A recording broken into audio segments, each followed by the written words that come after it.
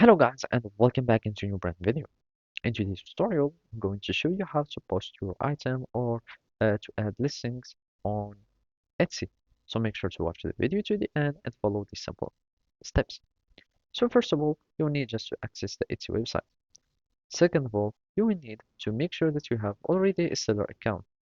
So you will simply need like to go to Shop Manager. And if you cannot find the shop manager, you will find here sell on Etsy. So you will find a choice that says sell on Etsy, and then you will need just to create your store. So after that you have your store, you will need to go simply to listings. So here you will find this menu. So either you can have it like that, you can click here to expand it, and then you will need just to go to listings. Now, as you guessed, all you will need to do is to click on add a listing.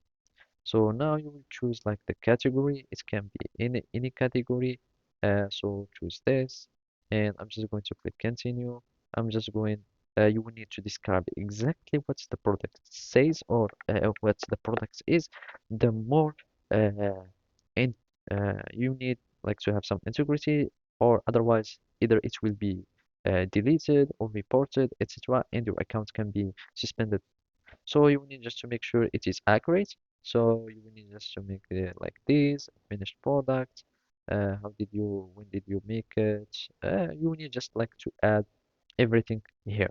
And then you will need just to continue. And from here, you will need just to add the title, the images for your product description, and of course the price. You can add an SKU so you can start tracking your products. And if it has variation, you can add them. And basically, you will need just like to add all these items, and then you will need to make sure and click publish.